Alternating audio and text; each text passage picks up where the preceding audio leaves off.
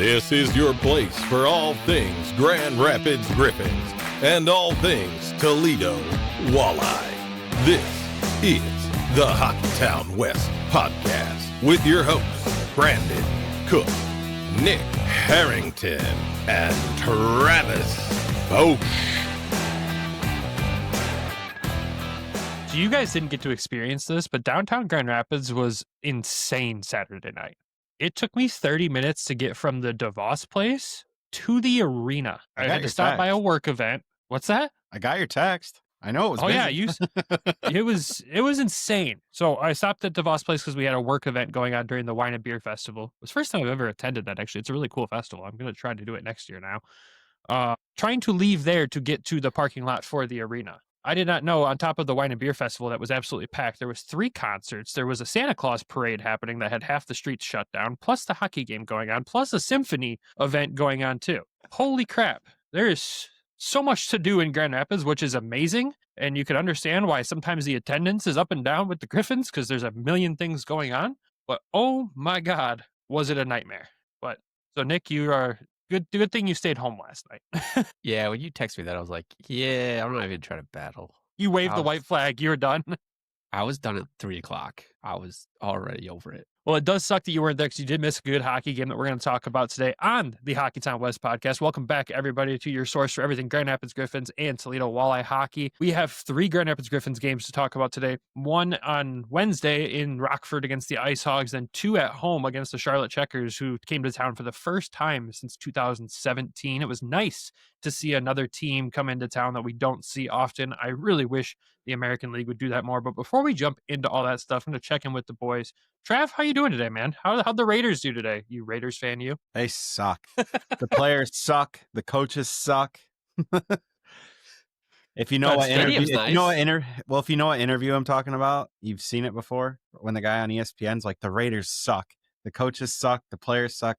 They all just suck. I'm glad the Lions won though. Thank God. Me too. Because they pulled that out. I was getting concerned. I was too, honestly. I'm like, first of all, I don't remember the last time we've lost in back-to-back weeks. So I'm like, this can't happen. And boy, they made us all stress out. And yeah, it's going to be an interesting end of the season for the Lions there for sure. Nick, I know you're exhausted, man, but on top of that, how are you doing today? I'm alive. I'm breathing. I'm barely awake, but we keep moving. It's a story. That's a story. So we keep charging on. Yeah. Keep showing up. As long as you show up, that's all that matters to us, man. Well, let's dive into the news and updates around the Grand Rapids Griffins because a lot of roster movement over this past week here. We're going to start on the positive side with the return to the lineup of Sebastian Cossa after his small injury stint there. He returned to play his first game since then in Rockford on Wednesday, which we'll talk about here in a minute. We also got Andre Becker back in the lineup as well this week, which was nice to see. In the midst of all that, too, the Griffins re-signed Nolan Moyle to a PTO. He is still with the team currently because, as we found out on Saturday, currently Amadeus Lombardi is day-to-day with a lower body injury, as Bob described it, dinged up. Doesn't seem too serious. Coach said they'd be evaluated early this week. We'll record this on Sunday, so I'm sure they'll know more by Monday. I don't know if he's making the trip to Texas or not with the team.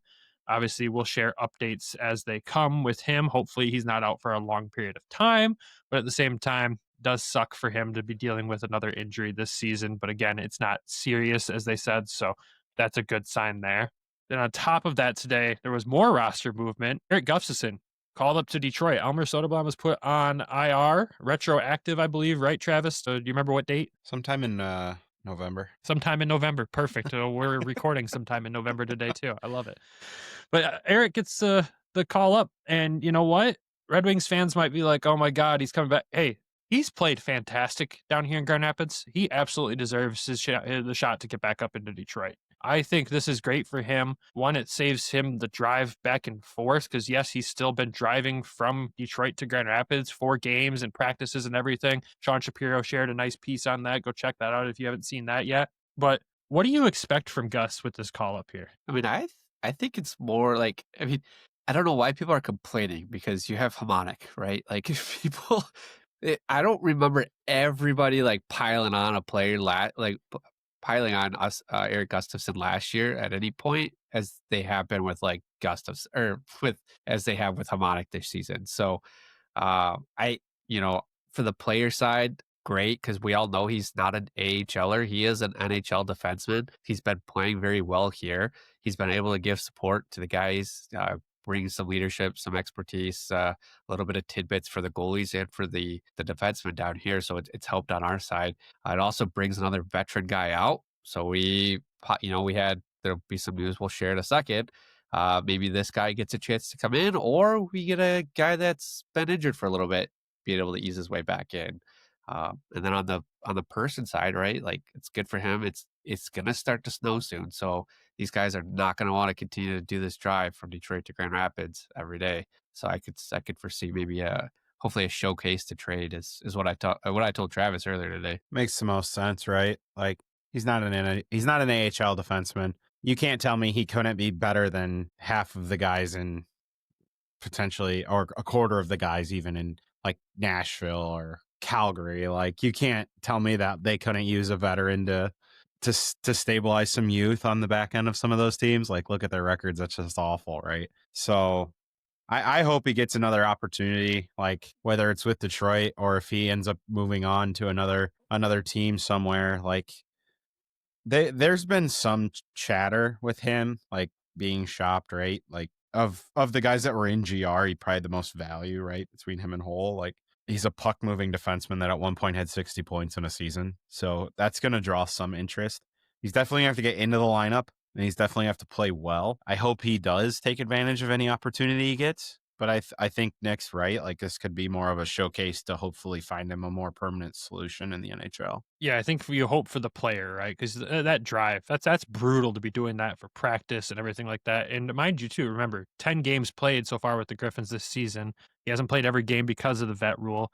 He's got 8 assists and he's a +7 on the defense there. And he's been instrumental on the power play for this team, too. So he's earned the shot for sure. I think, too, like it gives. Like I was listening to some other podcasts this week, like finally getting able to catch up. And one of the things somebody had mentioned was like, maybe you sit ASP for a game, not because he's playing poorly, but just for him to get a break, to get a breather, for him to see the game from the other angle. And so like that might be another angle that they might play if, get Gus and take ASP out, kind of give him a minute, nothing, not because he's playing poorly or anything, just give him a breather and then kind of reinsert him back into the lineup right after. So, I could see that angle being played too. Red Wings Twitter will lose their mind the moment that lineup's posted, just so you know. I love Rylan on Red Wings Twitter though.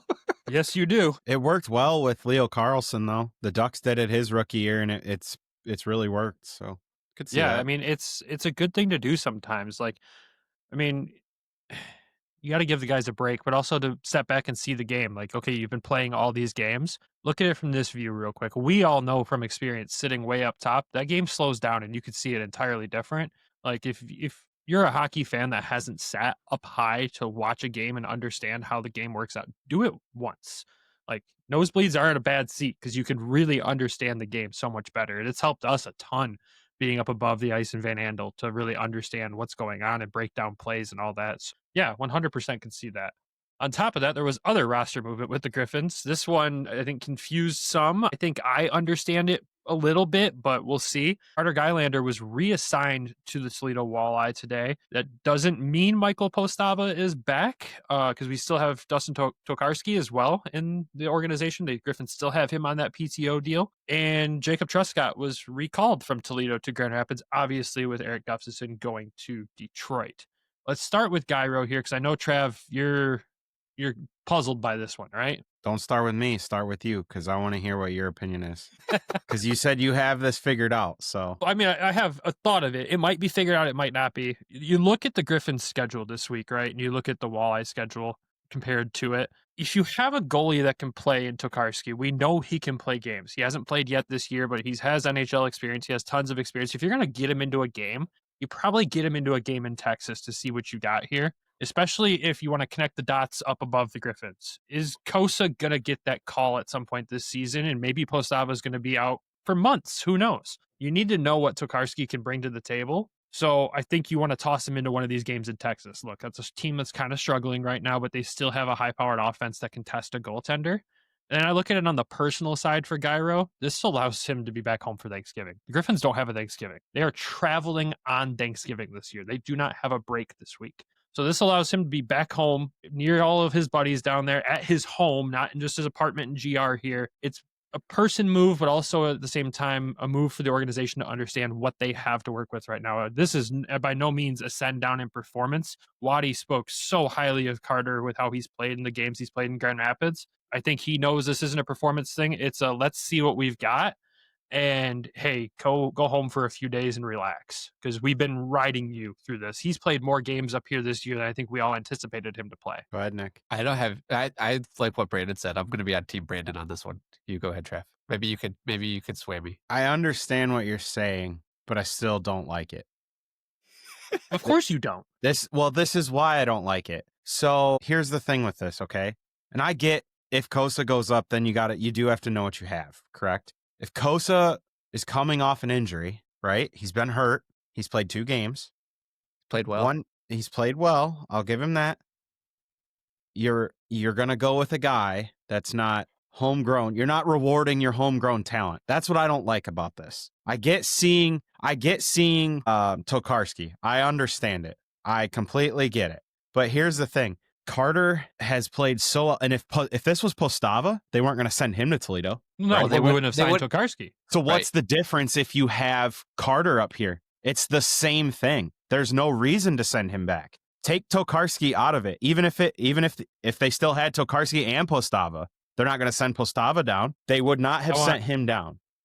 I want you to put that piece together where we looked at all of a sudden where Cossa played back-to-back games off of an injury. We all sat here going, if he plays again Saturday, he's gone. He's going. Like Detroit's calling him. You gotta see. Okay, we know Gyro can play. Can we run a tandem of Gyro and Tokarski if we need to? They've got to see that. I understand that, but maybe they should have figured this out before 10 games into the season. Well, ideally, yes, but ideally Postava doesn't get hurt. They had it figured out. If that would have happened, it would have been Postava and Gylander in GR if Cossa got the call. Now, we don't know Postava's injury, but no one's talking about it. No one's also really talking about the Mazer one, except for a blip that Bob mentioned supposedly on the broadcast this weekend. No one's talking about it, which tells me it's going to be long term. I think Detroit might have a plan for Cossa that's sooner than his return. The Griffins got to know if Tokarski can play. And why drag Gyro to Texas and back during a holiday week? Let him go home and relax. Because all it takes is in the first game tomorrow for Cossa to get hurt, and then all of a sudden Carter's got to fly from Toledo all the way to Texas. Just carry 3 down there. Do you think he'll complain? No, but I'm just saying, I just don't understand. I get it. They want to see what they have, but for me, and it saves on the plane ticket. Oh my God, what's a couple $100? Well, hey, in this league, it could be in a lot. That's just for him. It doesn't even count as equipment that he has to drag. So I see the point you're making. I get it, but I just look at it. I know you don't like it from the aspect of it's your homegrown talent. Why wouldn't you want your guy backing up your other guy? For Detroit, why do you want Carter to go down to Toledo to then just recall him right away when you could just take all 3 down there? I don't. I get. You'd rather them sit Cossa and have Gyro back up Tokarski? I'm saying, well, I mean, I guess you could, putting it that way, it doesn't sound great, but he might be gone by the weekend. It's all dependent on Cossa. Okay, so here's a question for you with this whole thing. If you're going to call him up, why even send him to Texas? Just call him up now. He's going to play a game in Texas. No, I'm saying just call him up before. What's the difference? I think there's other moving parts that you got to move before they can make that move, right? You look at the roster, they can't. They very well could have. What did they just do? Could have. They just put Soderbaum IR. They could have called up Cossa. They got to put somebody else in IR. No, they don't. They could have just kept Gustafson in GR and called up Cossa. Well, the defense needs more help than the goaltending. In Detroit? What are you talking about? Yeah, you can ride Talbot. Talbot's fine. You got to fix the defense in front of Talbot first, I get Gibson what they're... is a non-factor to me. Gibson can be shipped off for all I care. I get what they're doing. I said that in training camp, though. I get what they're doing. To me, the way that it's all being handled is blowing my mind. I don't know. I get the point. I just wish there was a better way to do it, I guess, but whatever. I think from the outside perspective, it looks like a bad way to do it, but at the same time, for the person to be like, hey, go take a break. We just put you through hell. You got thrown into a game. You played a school day game. Oh, hey, you played one more game. Oh, we threw you into the Charlotte game too because we didn't want Cossa to play, 4 in a row or whatever, 3 in a row with a back-to-back in there.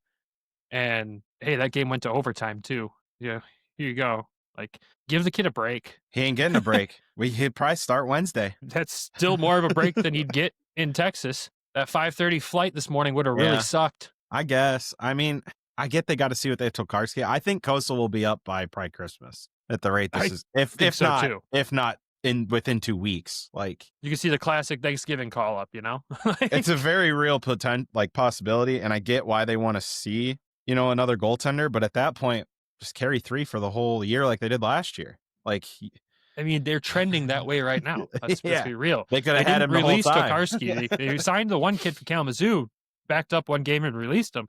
Tokarski's been here the whole time, practicing with the team, all that fun stuff.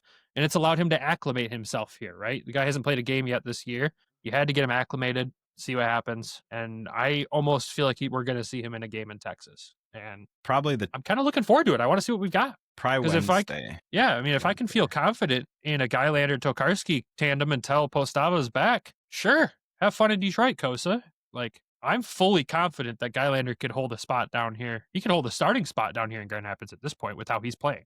He really could. Well, he's going to have to. If Cossa goes up, he'd be the guy, right? Until Postava comes back. And then if that's the case, they might as well just keep Tokarski.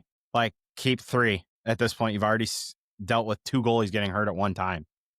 If you don't mind keeping him on a PTO, and if you don't mind staying, you might as well. I mean, a goalie PTO is definitely different, right? It's we went through this with Malcolm. What was it? The year of Nedeljkovic. It's like we went through trying to figure out all that. When would it be signed? All that fun stuff. Yeah, it was a mess, and it looks like we're going to deal with that a little bit this year too. But again, they didn't count on their 2 starting goaltenders who had incredible starts to the season getting hurt basically at the same time. So I just look at it as I see why, but. Like you said, I get it, but like at the same time, if you're why send him down to just do one game in Toledo to just recall him right back up for the next weekend? Like, what's the one? Might not even do that game in Toledo. They might call him up before that. They might, but at that point, he should already be in Texas.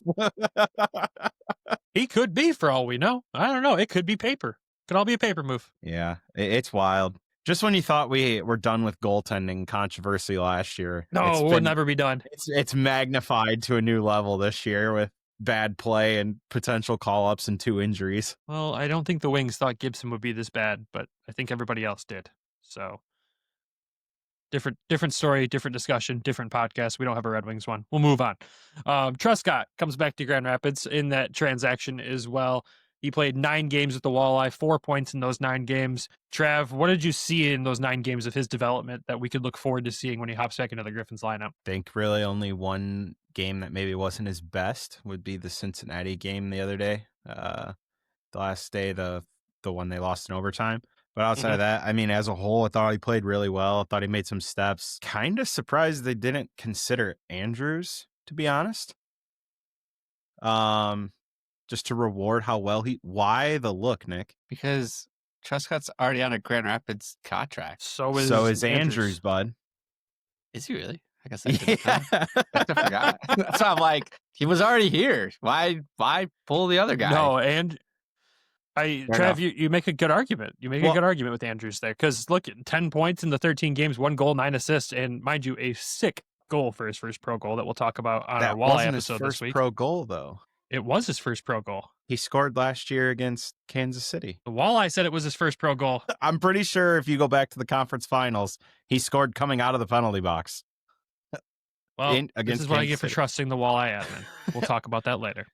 But like with Truscott, like all in all, he played well. He did. You can tell that there were points where it's like, okay, yes, he sees it at a much different level than a couple, like some of the players, right, that are there. Obviously, he's coming from the American League. Not to discredit the other guys, but just when you're signed to be in Grand Rapids, you kind of expect to maybe have a little bit higher of a standard, maybe. I guess you could be held to that standard a little bit.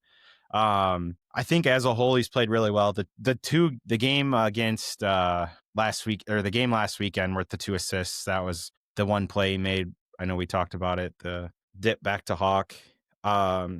He just there's moments when he looks so much better. And then there's moments where maybe because it's a league lower, he's not expecting guys to be in certain places. And I think at points that showed. But as a whole, I think he's more closer to playing in the American League than daily in the ECHL. Like, that's just my opinion. That's fair. I think it's funny that our Toledo episode, I asked about Truscott, and now here we are, like a few days later, talking about him again, of now coming back up. So I curse you, Travis, because we keep talking about things that become reality here. Quickly. And you just cursed our goalies down in Texas now. So I'm a little nervous for you to keep talking on this episode.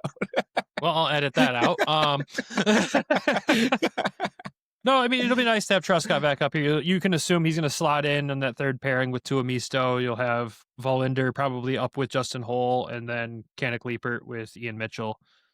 I don't think you have to make any other changes there. The defense will be solid. And I mean, Truscott's looked good in the games he's played here this year, too. You know, he had a sick assist on a Nate Danielson goal earlier in the season as well. So we'll see him back here. And, you know, it's a Michigan boy, so I'm always excited about that.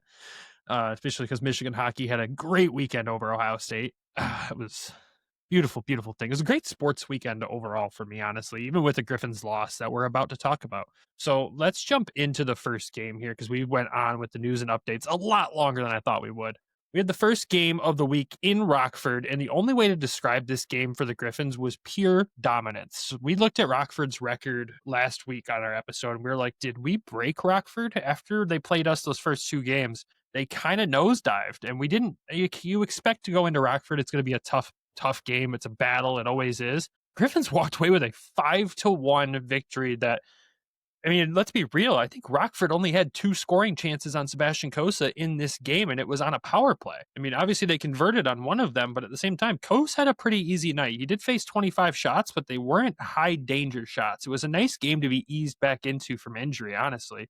But the team in front of them that night played unreal. Almost another perfect game with no penalties against until the third period, where the ref decided I'm going to give Rockford a chance, and I'm going to call 4 straight penalties here, and Rockford finally converted on the 4th power play. But overall, just the team play in this game, absolutely unreal. I think Cossa coming back just gave these guys just some extra juice. Like, it was a dominant performance from beginning to end. I mean, like you said, 5-1. It just looked like 2 different teams out there. I don't know if Rockford's going to get this figured out this season.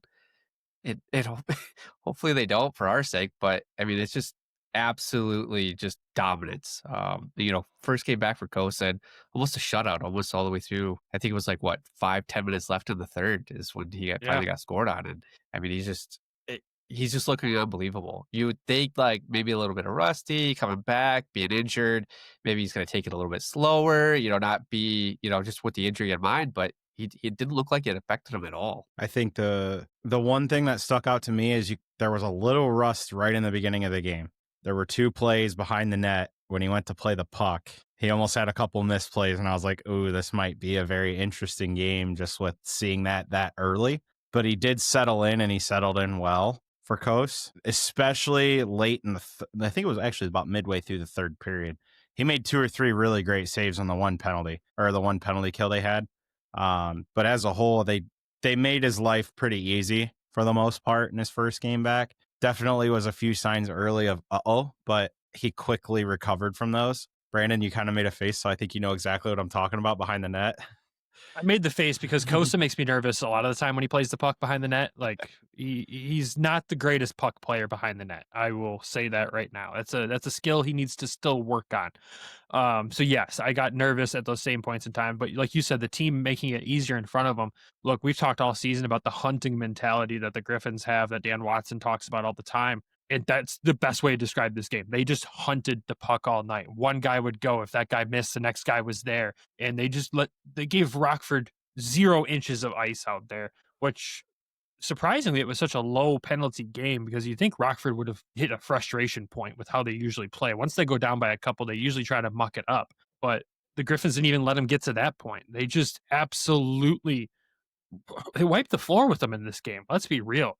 I mean, the goals that were scored, some of them were sick. I mean, Leonard's goal to start the game was a kind of a tap-in setup for him. Amadeus Lombardi's goal we have to talk about. One of the most disgusting backhands I've ever seen out of this kid. Oh, my God. Talk about a kid playing with confidence, huh? Finally started to shoot the puck, and now all he's doing was shooting the puck up until the other night when he didn't play. Love to see that. It's amazing what seeing one goal can do for you, because you gain that confidence of like, okay, I can still do this. And man, that was an all confidence play. It was like to go to the backhand and just go short side like that. That was gross. That's what happened to him last goals year. Goals back-to-back games too, guys. He scored 2 last year. It was like the 4th game of the season. He scored 2, and then he just went on this tear. And then he was injured. So hopefully we're not repeating what we did last year with him. Stop speaking things into existence, guys. Come on. Come on. We talked about this. Yeah. At least we know what it is. Exactly, right? Then you got to go to the Trail Max goal. Beautiful cross ice pass from Austin Watson here on the power play, and a nice little 1T for Edwards there. Just again, when this guy can shoot the puck, when he has the time and space and he can shoot. That release was like an MBN release there.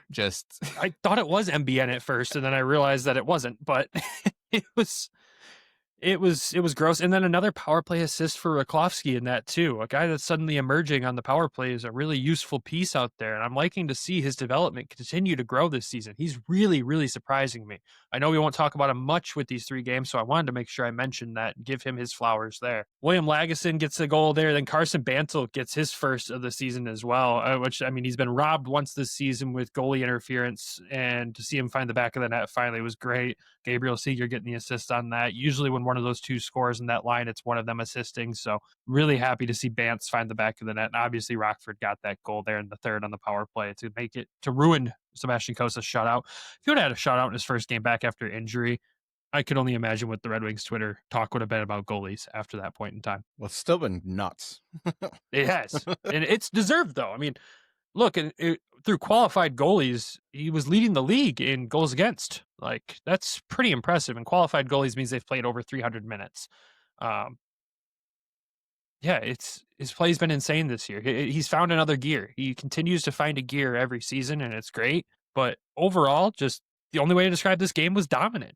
Like, we could talk about it longer if we wanted to, but there's really not much more to talk about other than the fact that they just dominated Rockford and carried on with another win. And at that point, staying undefeated again in regulation and only having 1 loss on the season, which was that Chicago shootout loss. So this team, that's all I can say. It's just this team. I'm so happy for you guys. Like, you guys get to that like warm fuzzy feeling this year to start the year that like every year it's been down here for the better part of a decade. Like, I'm so happy for you guys. Like, it's been fun to be a part of it. Don't get me wrong. Like, but it's cool for you guys, because like that's your guys' home team. Like, you're seeing this incredible start, this incredible run. So it's just like, it's fun for me to just sit back and watch this happen and see you guys get so jittery about it. Cause like, I mean, it's been a while, right? That you guys have got off to a start like this and just in general. It's not just the start though. It's like, I talked to Brad. I told Brandon this on Friday. I was like, do you remember when we first started watching this team like 3 years ago? The style of play was absolutely terrible. And now it's not just a good start. Like, you can have like, hey, a lucky bounce or lucky, a lucky call, right? Or something to kind of go your way to kind of push you over. Or, maybe another team throws a puck on the ice and you get a penalty and you score kind of thing situation. So things like that, could kind of help carry your team along. But with this team this year, it's a unit. Like, they're playing so well back, like from top to bottom, right? And there's no like missing piece I feel with this team. Like, before we were like, oh, like Bergie's just kind of carrying them, or Marco's carrying them, or Simon's putting the team on the back at one point in the game and he gets the game-winning goal. Like, this team is just top to bottom, just the style they're playing and just the way that they play and just the way they're finishing these out. Like, it's not just the record. It's just the way they're playing. It's a whole different style than we've ever seen before. It's good hockey. It's great hockey. It's so much fun to watch. Even in the next game we're about to talk about, which is a loss, it was still a fun game to watch. And you said it right, Nick. It's a unit, and they continue to play like a unit. And every time someone has to come out of the lineup, the other guy slots in, and it's like nothing changed. And there's not many teams in professional sports that can operate like that. And that's why, up until this point, it was the only team in professional hockey essentially that had no regulation losses. And that right there alone, this far into a season, is something that should be talked about and was being talked about across the hockey world. And that's crazy to think our Griffins doing that. And you got to think too, the loss that they had, they were down a player the entire game because they didn't have enough players to roster a full team. So it's add that to that. That's even more crazy. Yeah, you go back to that. Like you said, down a guy, your starting goalie gets hurt 8 minutes into the game, and you lost in a shootout with a guy who just came from the ECHL and played a rough game Friday night. He didn't expect to get tossed into that. And God, it's just, if you're not watching Griffins hockey, I don't know what you're doing, because the Red Wings are a roller coaster of emotions every single night. You don't know what you're going to get. The Griffins are fun. It is vibes. It is fun. It is exciting. And it is good hockey the way it is structured. So please, God, for the love of God, tune into a game if you haven't yet, or go to a game. It's so much fun. We're going to talk about this first regulation loss of the season when we come back from the ad break. Plus, we're going to talk about the next night to get some revenge. And then, of course, our 3 stars of the week and a standings update around the American League when we come back. Hockey is back, and this season's DraftKings Sportsbook, an official sports betting partner of the NHL, brings you all the speed, skill, and nonstop action you love. DraftKings Sportsbook delivers the unmatched intensity of the NHL right to your fingertips. From player drops to the thrill of live in-game betting, every drop of the puck is your shot to win big. New customers, this one is for you. Bet just $5, and if your bet wins, you'll get paid out $300 in bonus bets instantly. I know the big one right now, everybody's betting on it. Emmett Finney for the Calder. So put your bets in now. Be a fun watch for the rest of the season. Light the lamp all season long with DraftKings. Download the DraftKings Sportsbook app and use code THPN. That's code THPN to turn $5 into $300 in bonus bets if your bet wins. In partnership with DraftKings, the crown is yours. Gambling problem? Call 1-800-GAMBLER. In New York, call 877-8-HOPE-NY or text HOPE-NY 467369. In Connecticut, help is available for problem gambling. Call 888-789 or visit ccpg.org. Please play responsibly. On behalf of Boot Hill Casino and Resort, Kansas. Pass-through of per wager tax may apply in Illinois. 21 plus age and eligibility varies by jurisdiction. Born in Ontario, restrictions apply. Bet must win to receive bonus bets, which expire 7 days. Minimum odds required. For additional terms and responsible gaming resources, see dkng.co/audio. Limited time offer. Copyright NHL 2025. All rights reserved. And welcome back. As you see Nick side-eyeing me here, I hope you're subscribed to Patreon for us, because the Patreon cut this week is unreal. Oh my God. Patreon.com/Hockeytown West Podcast. Talk about game 2 of the week here. Friday night in Grand Rapids. Like I said at the beginning of the episode, the first time the Charlotte Checkers come to Grand Rapids since 2017. They've gone on and won one Calder Cup since their last time they've come to the city of Grand Rapids. In this game, yeah, it's the first regulation loss the Griffins were handed all season long. And normally you'd think, isn't that a depressing thing to think about? I'm not mad about this loss at all. And neither was coach, neither was the team. Let's be real. Yeah, Charlotte's a good team. That is a really solid team over there. Their goaltender, Cooper Black, had an insane game in this one, stopping 40 of 41 shots against. The Griffins put up 41 shots in this game and couldn't come away with the victory. And this is one of those games where you say you play it 9 times out of 10, you're probably going to take away a win. Charlotte played a really solid game. The Griffins really needed a power play to convert in this game. They went 0 for 6 in this one. I think that's the biggest storyline when you look at this. But even outside of that, you can't be mad because of the way that Charlotte defended on the penalty kill. They just played the game so well. So the Griffins dropped this one 2-1. The one goal in this one by Tyler Angle, an absolutely sensational goal by him. A takeaway right as Charlotte was trying to take it out of their zone. He turned around, walked in the slot, and rips it. Absolutely beautiful goal. His first as a Griffin, so credit to him there for trying to get the boys back in it, which was nice too, and they did, but that goal was 7 minutes into the third period there, and the arena kind of came alive. Like the whole game, it was, even when being down 2-0, it felt like this could still blow open at any point in time. And let's be real here. Sebastian Cossa played his first back-to-back games of the season, stopped 26 of 28. Another good performance from him. The second goal, I think he was a little frustrated with. They were looking for goalie interference. Looking at the replay, I couldn't see it. And I think at the end of the day, you kind of look who comes around the net and makes a little contact with him. It was his own player, unfortunately. So I could see why he couldn't see who it was and why he thought he was interfered with. But at the end of the day, it was not goalie interference. And yeah, the Griffins come away with a loss. Nick, what were your thoughts on this one? I love this game. The first period was just very I don't want to say it was back and forth. Like Grand Rapids controlled a lot of the ozone, right? And they didn't let Charlotte get set up. And, we were out pacing them. I mean, it was a almost tied for shots, 10-11 in the first, but it was just like, it didn't feel like we were really giving them a whole lot. And on the shot side, I love the aspect when we were down 1-0. Like we were down 1-0 for a good majority of the game. This is the longest we have not had the lead, or been tied. And then we went down 2, and I was like, I still love this. I was like, this is where we're going to figure out what this team is, who we are, if we're going to be able to bounce back. I thought we were going to do it. I was waiting for one of these power plays to click to put the puck in the back of the net. We had 6 chances. Like I wish, seeing it now, I wish we would ask coach about, what did he see there? But even after in post game, when we talked to coach, we asked him, like, did you see this as a measuring stick? Because we play so many of the Central Division's tough. And we play a lot of our games against the same teams every year. And it's so much. So it's like good to see a championship caliber team of Charlotte come in. I'm like, do you see this as a measuring stick? And he goes, not really. And I'm like, well, that's odd, but okay. And he goes, I'd like to see that we were down 2-0 though. Like he's like, I love that aspect.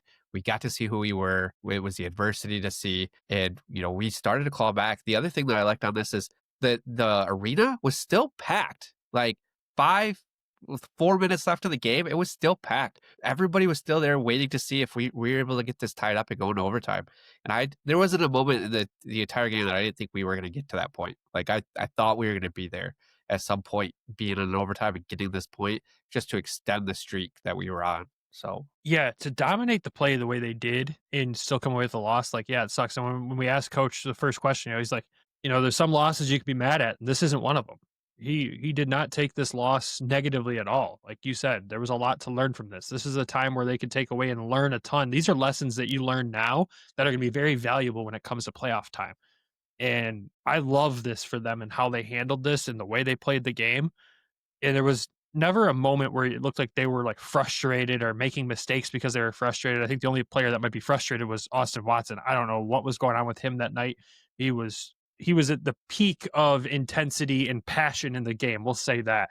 There's some clips on our Twitter page and our other pages that you can find there to see what we're talking about there. If someone can translate the lip reading on one of those for us, that would actually be great, because he looked like his wires crossed after one of the plays. And I was just like, what is going on with him? But at the same time, dude, they played their style of game, and Charlotte plays a hell of a lot like their affiliate. Let's be real. They're affiliated with the Florida Panthers, for those that don't know. The play styles are very similar, not as heavy. I would say the Griffins outmatched them in the hits category in the game. The Griffins were throwing the body left and right, but Charlotte plays that. I don't know, Trav, how would you describe the Panthers play style? Tough to play against. Yeah, it's tough to generate offense. I mean, they got 40 shots in the game, but like Florida just kind of locks it down. When they're playing on their game, like they're playing through guys, they're getting pucks deep, making it, they make it very hard to play against. They make it very hard to get to the net. One thing I wanted to ask you, when you said that they played a lot like Florida, were a lot of the shots like from outside the house, not a ton like right in front of the net? No, there was a lot in front of the net. There was a lot of net mouth scrambles and stuff like that we had.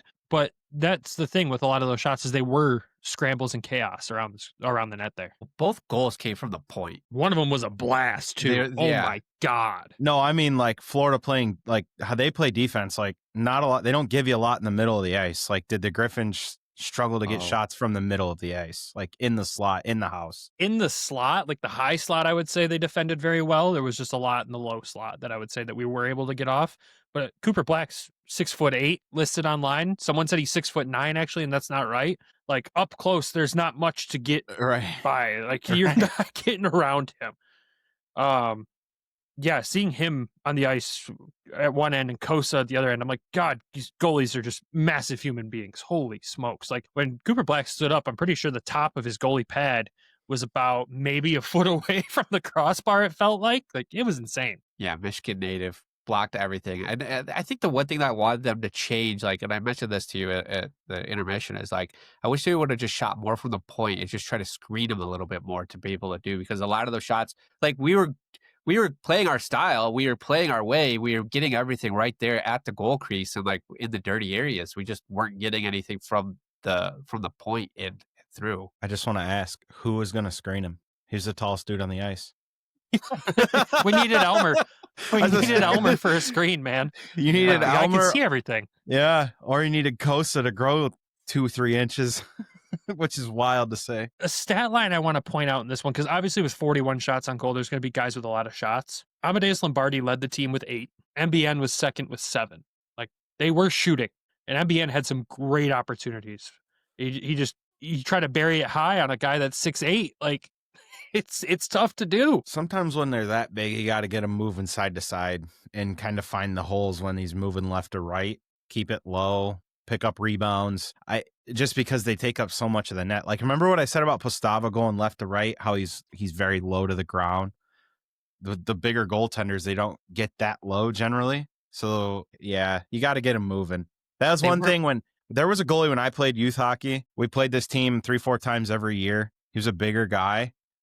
And left to right, he was not that great. And that's the only way we could score on the guy, is you get him moving side to side, and you either had to shoot it back the way he was coming, like against the grain, or try to beat him 5-hole. That was just how he had to score. And so it makes sense that he was taking up a lot of the net. Maybe that's why they were passing so much that night, because it was like, we're like, shoot the puck. Like, I know they put up 40, but it was still like, even Tyler said in postgame, well, I wasn't really looking to shoot that. I was looking to pass it. Dude, when he said that, oh my God. We're like, dude, like, you guys but passed so much, were but maybe that's a ton. fine. Well, when I think that was the game plan coming in, to get him moving. They were passing a ton, but as I say, that Florida play style, Charlotte was good at getting their stick on the pass and interrupting it. And then the shot that the Griffins got off might not have been the shot they were going for to begin with. Well, one thing you got to remember too, 6'9" at the top of the crease, there's nowhere to shoot the puck. Like, you almost have to move the puck around. Like, it's amazing when you take a guy that's 6'6" in Cossa's size, or 6'9" in this dude's size, and you throw a guy in there that's around 6'1", how much more net there is to shoot at, just because it's a much smaller person. That's why these teams don't even look at goaltenders anymore that are under 6'1". You know, like, it's not really a thing anymore. Maybe we keep trying to find guys that take up the whole net. Exactly. I think the Griffins learned a lot about themselves in this game and how resilient they truly are. And I think that's a great lesson for them to learn. And again, at the end of the day, it's just a loss that I'm not mad at. The team played a hell of a game, and Charlotte just had the upper hand. It's one that you don't burn the tapes on this. You watch them thoroughly. You learn a lot from this game and how you can change your play style and what you can do. And even when we asked what adjustments needed to be made for Saturday night's game against the exact same team, there was really no adjustments talked about. They just needed to go play their game again, and it'd have a different result probably. And like we said, you play this 9 times out of 10, you probably win this game. It was just one of those nights where you take the loss and you learn. And I love the way everyone that we talked to in postgame responded to this game, because nobody was down about it. And that's, again, where you go back to the beginning of the season wondering how this roster is going to look. Are they going to answer the questions that we have? And every game they continue to answer those questions. They're a resilient team. And that's going to be the best way to describe this next game. But before I move on to it, just want to make sure there's no other final thoughts from the boys here. I think the other thing, when I told you when we were headed down to postgame, I was like, if we were to lose a game, this is the team to lose it to. Like, it would have been another thing to like lose to Texas. Like, we just come out flat. We give up like 4 goals in the first like 5 minutes, and it's like, what the heck? This was a tight game all throughout, even though we clearly outshot them by a ton. It felt like Checkers really played the same style we did, and that's why it was kind of it was just so evenly matched, I thought. So I'm glad it was to a team like this, and it was a good effort. And that's why it's like, we can't be mad at this game. Like, different story if it was somebody that was just at the bottom of the division, and they don't have their stuff together to that night, right? Yeah, and I will say the one last piece I'll point out in the stat line here is I haven't seen this penalty called, I don't think, ever in person. I actually saw a face-off violation penalty. I haven't seen that in a very long time. It was it caught us all off guard, because we're like, all of a sudden, why is this guy going to the box? Was it the double face-off violation where they kick a dude out and then the next guy got kicked out and that was a penalty? I don't know. I don't think so. I think it was like glove on the puck. I think it was more like a delay. Like, they kept trying to script where they were going, and he wasn't going to the dot. And when he finally got there, they were just like, nope, And there was a lot of that in both games. There was a lot of long delays for them to get to the faceoff dot. Like I saw the ref in Saturday's game, like, come on, like, let's get moving. Like they were really trying to be patient and script out their play for their faceoff win, because coach even admitted it. The Griffins struggle in the dot. So if they can script the play that they want to make with their win, like, they were taking the time to do it. And I think they scouted that pretty well heading into this. It's interesting because we'll talk about it on Thursday or the next Toledo show, but there was a call that you like never see in hockey anymore in Toledo this weekend. So very ironic. Yeah, it's interesting. Moving on to Saturday's game. You go into this, you go, all right, we got the first regulation loss out of the way. It's done. What's this game against the same team going to look like? Are they going to play the exact same style? Is Cooper Black going to play again? He didn't. They started their other goaltender here, and everyone was like, oh, thank God. Then I looked at his stats, and I was like, don't get too excited. He's also looks like he's pretty good here. He doesn't play as many games as Cooper, but had some good numbers going into this. He had a 1.99 goals against and a .914 save percentage coming into this. I'm like, that's no slouch there at net. And again, it was another night where it was tough to score goals. But then the storyline heading into this one was John Leonard sitting because the veteran rule, and Amadeus Lombardi out of the lineup for injury. Your top two scorers out of the lineup heading into this game against a team that you struggled to score against the night before. Travis, I see you shaking your head there. You have some thoughts. They got to figure this out. There is absolutely no reason that John Leonard should be sitting. He is their best offensive weapon. He's been their best goal scorer. There's no reason that he shouldn't be an everyday player. It's borderline unacceptable. Like I don't disagree. I get there's a rotation. You cannot take that guy out of the lineup. And to sit him against Charlotte too, like, remember when the Wings went and played at home and they sat Cholowski on his like bobblehead night, and then they did the same thing when they returned home to Vancouver. They sat him that night too.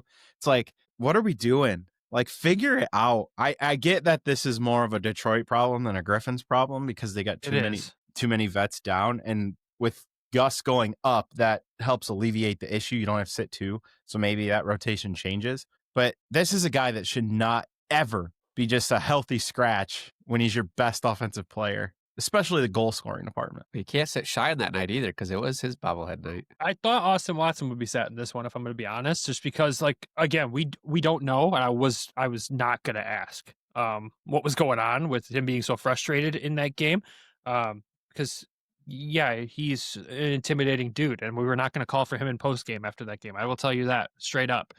I will say before we get into the game, we do need to talk about one thing from post game that night. Like, look, this dude's wires were crossed all night. He's screaming left and right with our vantage point in the press box. It's like one of those spots in the building where if you're talking in one part, you can hear clear as day up there what they're saying. When we asked for lip reading, I don't need it. I heard what he said. And there was a lot of words we can't say here because YouTube will strike this video so fast. But you look at that frustration level that he was at. We go in the locker room after the game. He's sitting there. There's a couple of the other guys around him. I think it was Angle and a couple other guys.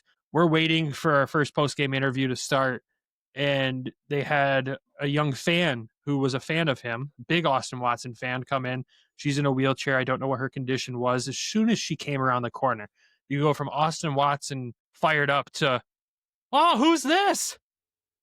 And instantly just like, the most caring, calm, kind guy in the world. And he said word for word, like she was being shy as all get out. And he's like, I don't want to talk to anyone else in this room but you. And definitely looked over at us when he said that.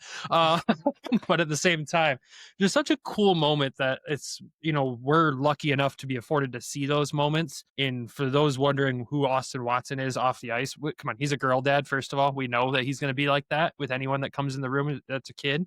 But it was a really cool moment. I know, Nick, you and I both were like, we got to talk about this. Yeah, it was, she was so shy.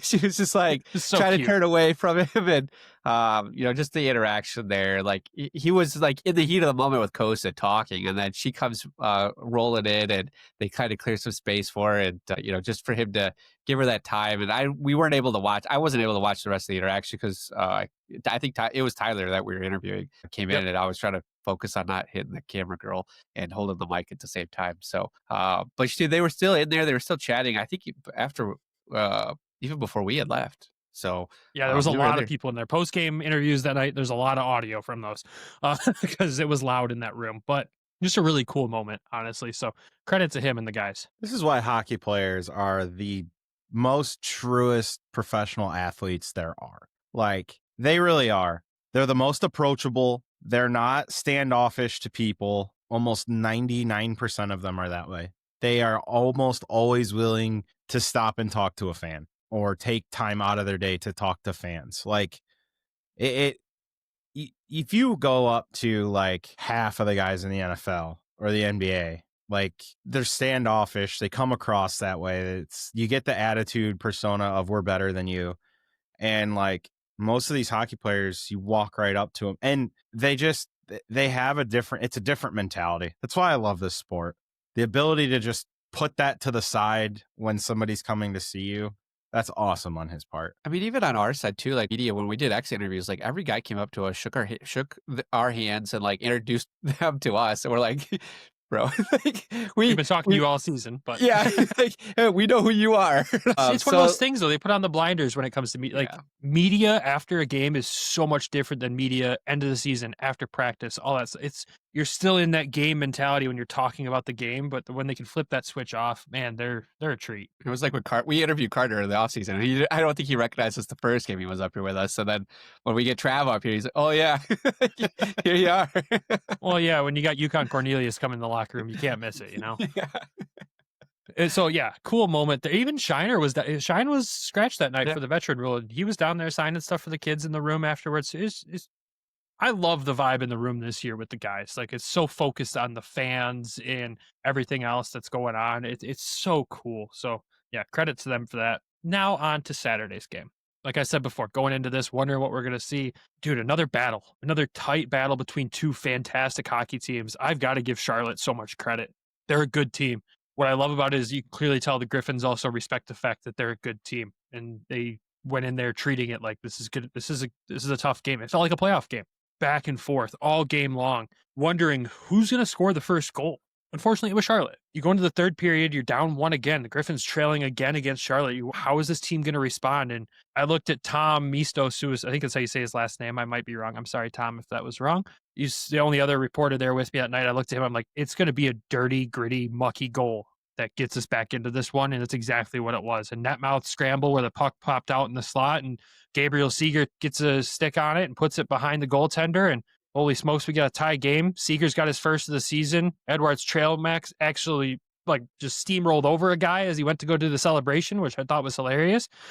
Like, the puck went in, he celebrates, looks at that guy, pushes him, and then goes. I was like, yep, that's a vibe. And immediately the arena felt like a playoff game. The fans were bought into it. It was a Let's Go Griffins chant for a good almost 5 minutes straight, like trying to get that goal to not go to overtime. And unfortunately, we couldn't get there. But then a minute 19 into overtime, Tyler Angle makes an incredible play, goes around the net. The entire Charlotte defense's attention is on him. Ian Mitchell kind of goes down into the left side of the goaltender. Angle finds him. Quick tap in for Mitchell, and we got a win.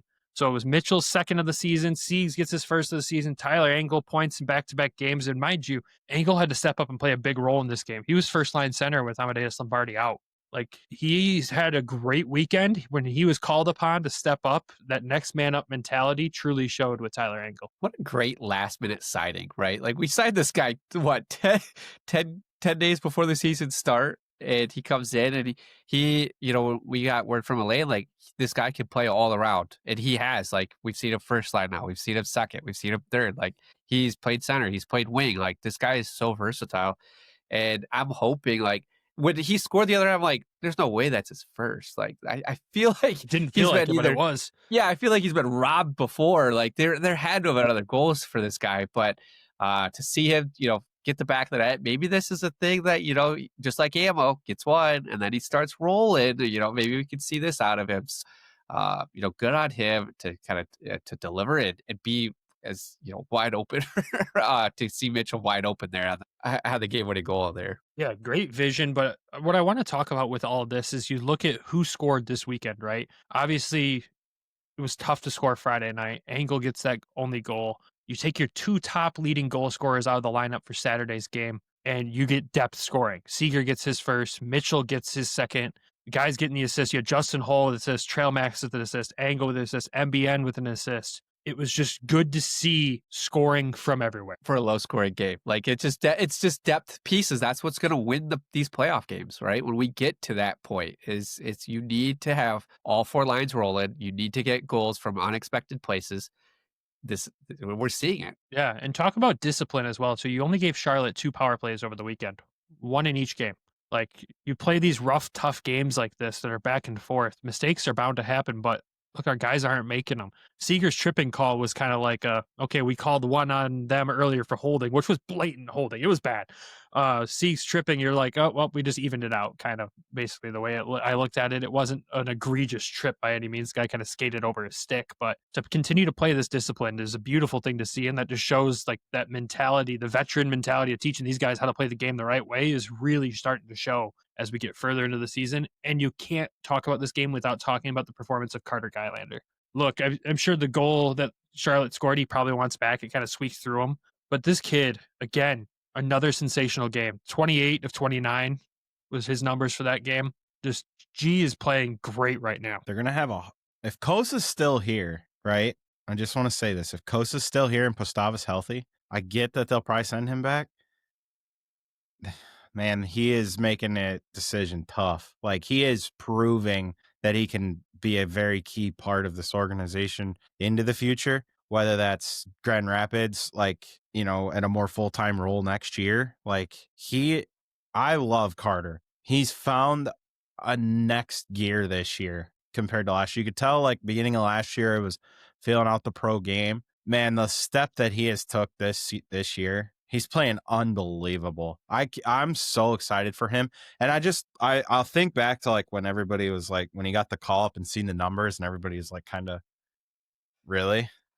And it's like, the numbers are overinflated off of one game. Like, let's relax and look at the numbers he's put.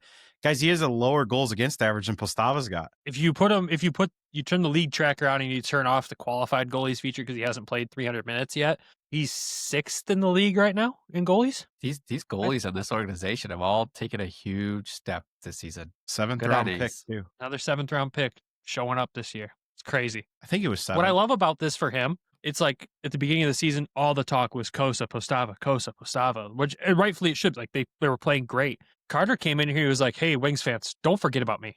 Like, I'm still here and I can play. And like I said, if it came down to it where we've got to run with Carter Gylander as the starter in GR, if Cossa gets that call, I'm 1000% confident in this kid to be able to do it. I'm sure it helps him with the team in front of him continuing to play so well right now. That's got to make any goalie's life a little bit easier.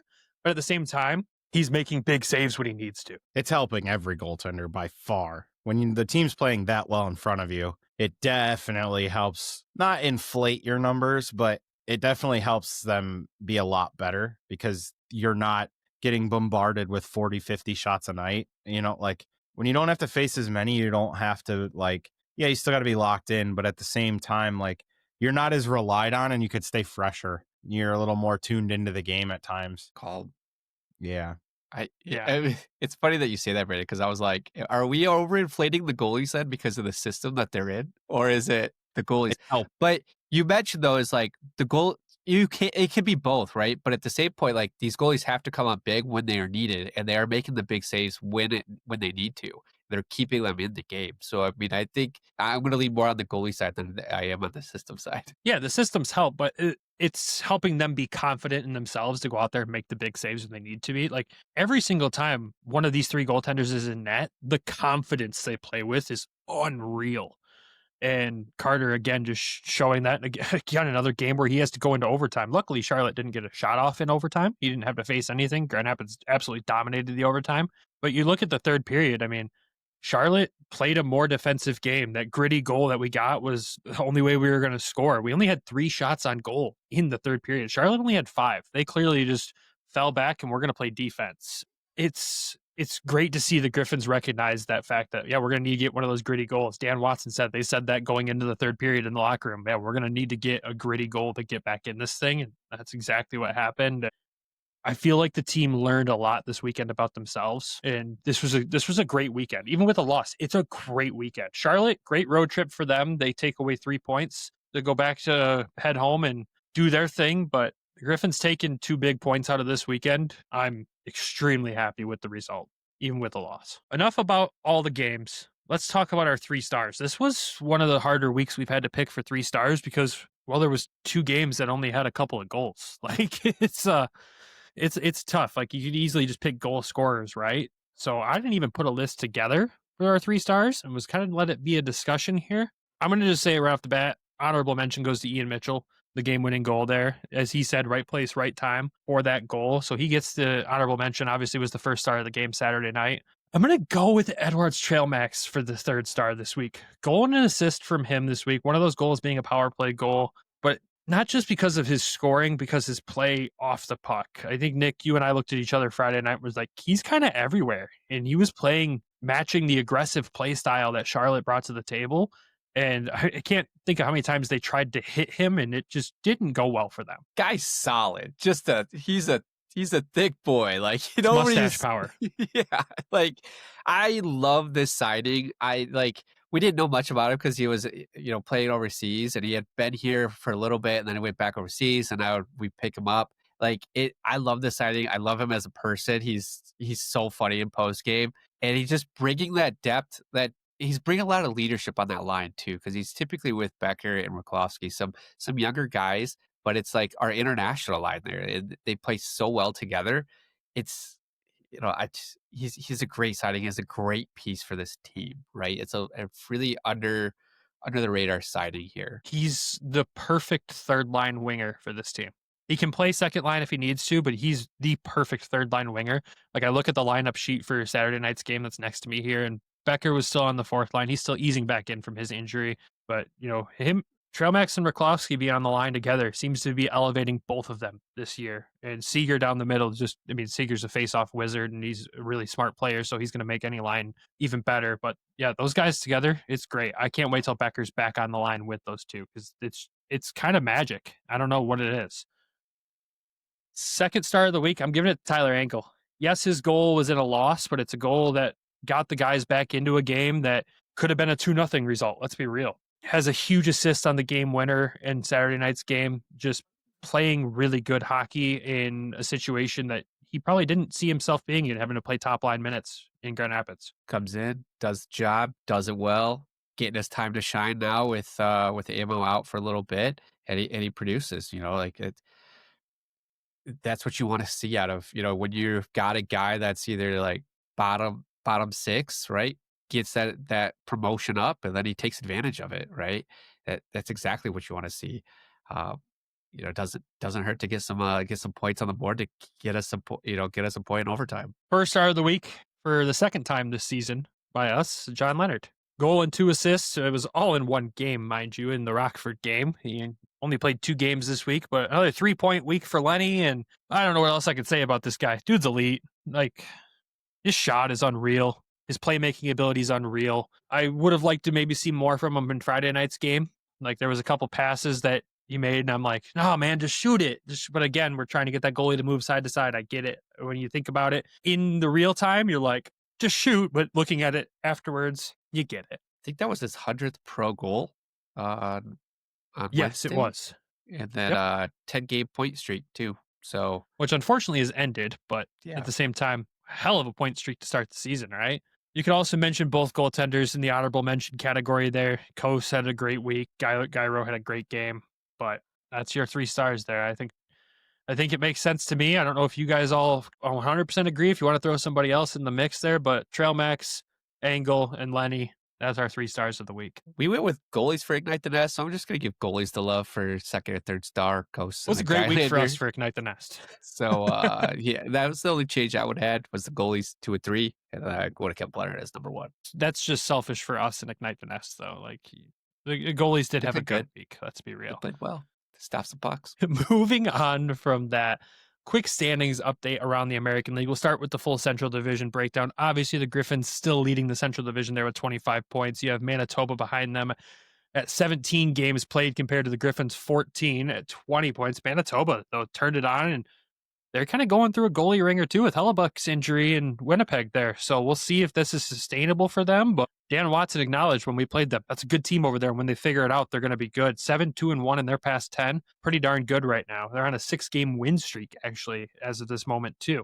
Third place, you got Milwaukee currently tied with Manitoba there at 20 points. Again, Milwaukee's played the same amount of games as Grand Rapids, so a few games in hand on Manitoba. Rockford in 4th place at 18 points. Chicago behind them in 5th at 17 points. Texas in 6th at 12 points, currently 5-4-1 in their past 10. It's important to acknowledge since the Griffins head to Texas for their games Tuesday and Wednesday this week. And Iowa rounding out the Central Division in 7th place there, 1 point behind Texas. It feels like the battle for 6th and 7th for the start of the season is just between Iowa and Texas. Everybody else has kind of moved on past them. And for those teams, they're going to have to figure it out quick. I mean, they don't have the games in hand like some other teams do to start this season. So those teams got to figure it out. And seeing Texas continue to be at the bottom there, 5-4-1 in their past 10 is not bad, but it's not what we expected going into the season. Iowa 3-6-0-1 in their past 10 too. It's important to acknowledge that since they're coming to Grand Rapids this upcoming weekend. We'll get to the full schedule breakdown here in a minute. Pacific Division, Colorado still leading that division with San Jose right behind them. Abbotsford still at the bottom. They did get a couple of wins, but not much has happened. 1-7-1-1 in their past 10, still rounding out the bottom there. I think it's got to come down to goalies, right, Trav? I think that's what's going on down there. Yeah, they're struggle busting it hard right now. They're not even the worst team in the league. Utica exists, so. Speaking of them, let's go to the North Division. Laval still leading that division there. Syracuse behind them, and Rockford rounding out, Rochester rounding out the top 3 there. Utica, like you said, at the bottom, and right in front of them there. Granted, it's a 7-point gap for 6th place in that division with Cleveland still down there. In the Atlantic Division, Wilkes-Barre still leading the division, and I think when you put it in the terms of the league, still leading the league with 27 points. And if you missed our Toledo episode last week, the other farm team for the Pittsburgh organization, Wheeling, leading the ECHL. So kind of crazy that both their farm teams are just absolutely balling out right now. Providence in 2nd in the Atlantic, Lehigh Valley in 3rd at the bottom of the division. There you got Springfield. It's looking, again, when you look at the divisions, granted the Pacific Division's massive compared to the other divisions, right? Every other one has 7 or 8 teams. The Pacific has 10. The Central Division's still the tightest division in the American League right now. It's crazy. Guess who leads the league by points percentage? Who's that? It'd be Grand Rapids. Oh, I know that.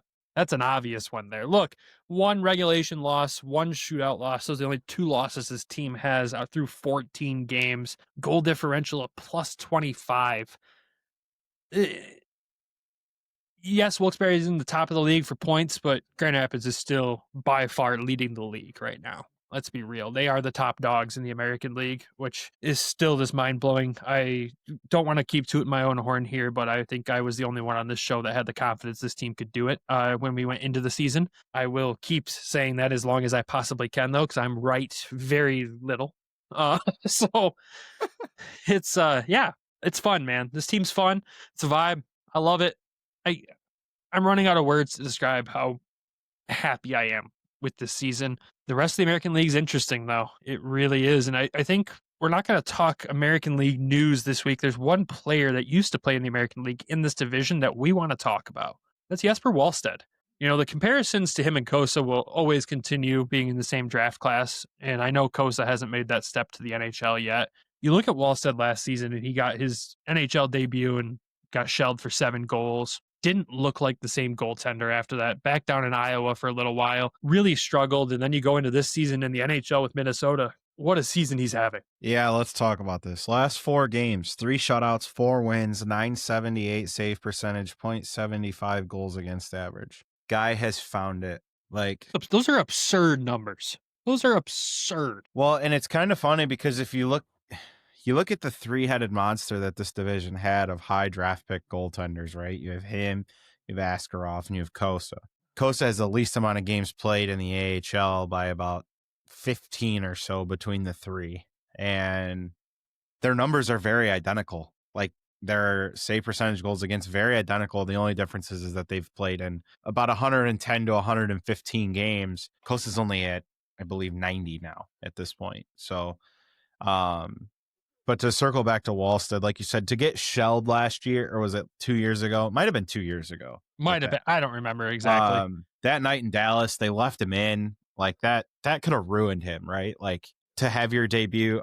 Personally, I think he was to be put in a situation like that is just baffling. You should never have your first. And I mean, Cossa's was awful too. Let's be real. The way he entered his first professional game was very bad, but made the most of it. But for Wallstead to bounce back the way he has, I mean, it's just an incredible story. Like to give up 7 in your NHL debut, come back, maybe not be the same guy in the American League, and look at what he's doing now in the NHL. Like huge credit to him for figuring it out, right? Like not to say he didn't have it to begin with, but it seemed like whenever we played Iowa, Coast would outdo him, and then he gets shelled in that first game, and now he's off to a phenomenal start this year with Minnesota. So you love to see that for any young player, and same thing for Askarov, really. We could talk about both. Yeah, I mean, they're guys that, of course, we talked crap about when they were in our division, right? We're not going to root for them by any means, but you look at what Wallstead went through specifically with that shelling in the NHL debut and the mental battle to go back to the American League and still struggle and to figure it out like this, like for the person, that's so cool. Like, congrats to him. Love that. He's not in our division in the NHL, so you can be like, hey, that's really cool. I just know people are going to continue to make that comparison. And like, I'm so glad you pulled those stats of like their American League games that Cossa's not even at the amount that those guys played yet. Like it's such an important piece for Red Wings fans to realize that he hasn't had as much game time experience as those guys have had to go on and start their NHL careers. And the Red Wings aren't set up like either of those teams. And again, is it going to be this? Like, we know this season Cossa is going to play NHL games. I don't think that's a secret at this point. He's going to play games with the Red Wings at some point. Just remember where he's at in his steps of development. Yes, the time, the years, like the actual dates, sure, it might be longer. Look at the games played. So I want to ask a little question to you too, to see if you remember the answer to this, because it's quite hilarious if you're following the NHL. Who was the team that Minnesota traded with to move up to draft Wallstead? Do either of you remember? Because they could desperately use a goaltender. The Edmonton Oilers. When you said no that, way. I was like, I laughed at. I just looked at it. I was like, whatever. I don't understand. And then I clicked it, and I'm like, oh man, this is bad. This is terrible. Yeah, the Oilers the turntables. Yeah. Detroit moved up with, who was it? Washington to get Cossa, and then Minnesota moved up with Edmonton to get Wallstead. That makes this even funnier. Edmonton could really use a goaltender of Wallstead's caliber right now with how well he's playing, but thought you both would find that quite funny. I had to go through the comments to connect the dots on that one. It's unreal because you look at both goalies in Minnesota, right? They're both playing well. And Wallstead was quoted in an article basically saying, like, yeah, it's that we're going to challenge each other to make each other better. And that's what we kind of looked at the Cossa Postava situation here in GR. Like, they're going to keep making each other better. It's crazy to see, like, even in the NHL, how like that mentality can still yield such results. So here's a question. Okay. You have, who is their other goaltender? His name is slipping my head at this point. Isn't it a Gustafsson? It's Gustafsson. That's correct. He's Swedish. And Wallstead, of course, is Swedish. Now, there is an event coming in February. I'm not saying that he's going to make the team. Okay, I'm just hear me out. Some teams elect to take a young player because in the future, they know that that's a very well potential. Guys, if he's into January and he's still playing at this rate, might force a conversation just to be the third guy. Now, I don't think that'll ultimately happen, because they have Olmark. I believe he's Swedish, if I'm not wrong. Isn't Markstrom? Don't remember. I'm not an expert at this. I think it was Olmark and who I'm trying to think last year in the Four Nations who the goalies were for Sweden. I think it was Olmark, Markstrom, and Gustafsson. I think it was those three. I'm not saying that he's going to beat the other two out, but I'm saying that there's been years where teams have taken young players just in the situation of, you need to see what this is like, because this is going to be something in the future that you could very well be a part of. It's happened before. Like, and I know that it almost happened. I want to say it was with Crosby, potentially. He was left off of 1 year and then went in 2009, the Olympics before 2009. would have been like his rookie year, and they were potentially going to take him, and I don't think they did. And then he went the next year, and I'm just saying, I'm not saying it's going to happen because it's likely not going to, but I'm saying he might force a conversation to where, hey, we got to maybe look at this kid. Maybe it's world championships that if Minnesota gets knocked out, he goes and plays in that. Because the NHL's got a bunch of international games coming. Like, Markstrom's no young man. Like, I'm just mainly tabling conversation. Your goalies for Sweden for the Four Nations was Gustafsson, Allmark, Samuel Ersson from Philly. That was it. I think it's because I think Markstrom got hurt, if I'm not mistaken. Interesting. I mean, look, dude, if he's performing like that, they'd be stupid not to bring him. That would be ridiculous. The fact that both Minnesota goalies could go is kind of wild. No pun intended. That was not on purpose, actually. Yeah. Dude, the Olympic rosters are going to be interesting when all that shakes out. Because, reminder, the AHL does not have an Olympic break. So we'll still be talking Griffins hockey while the Red Wings are on vacation. Yeah, that's good for Wallstead, man. It's interesting to think about. It's really crazy to think about. Good for the person. Until we have to play him, good for the person. As soon as we have to play him, F that guy. Well, at least it's only twice a year now. It's not like 10. Yeah, right. Dude, in his early AHL days, having to see him that often, oh my. Too bad the team in front of him was just always trash. Still is. Yep.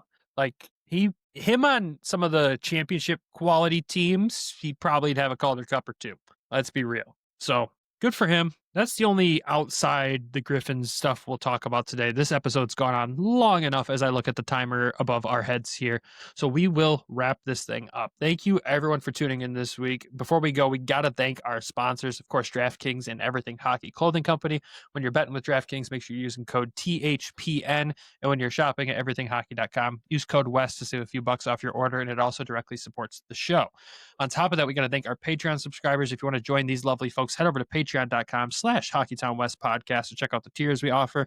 You get bonus content, unedited episodes, any other bonus episodes we decide to record in that time. But the lovely folks who have already supported us over there are... Got Darren Swartz, Peter Grell, Joe Schroeder, Bryson DeChambeau is Elite, Tyler Ingalls, Claire Bowden, John in Florida, Elaine Grace, Griffin Not from GR, Randy Zeck, Derek Sleazer, Lori and Alan Foch, Michael Asante.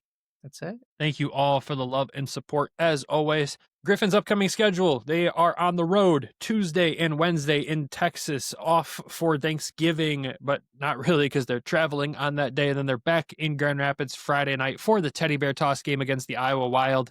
And they round out the week on Sunday for the Hockey Heritage Night with the sweet jerseys on Sunday again against the Wild. A bunch of fun stuff coming up for that one. Cannot wait for that game. Cannot wait to see how expensive those jerseys get in auction, because I think that might be one of the top ones this year. I know Travis will be watching the Dash auctions on his phone closely because he was a big fan of that one. Nice. So look forward to those games coming up. Follow us on all the social media pages for highlights and updates at Hockeytown W Pod. We'll have updates and news all week long and highlights from all the games as they go forward. And of course, post game from any home games coming up. With that, everybody, have a fantastic week. If we don't record and release Toledo before Thanksgiving, have a happy Thanksgiving. Have a happy and safe Thanksgiving. Eat all the food you possibly can. Enjoy the time with your families.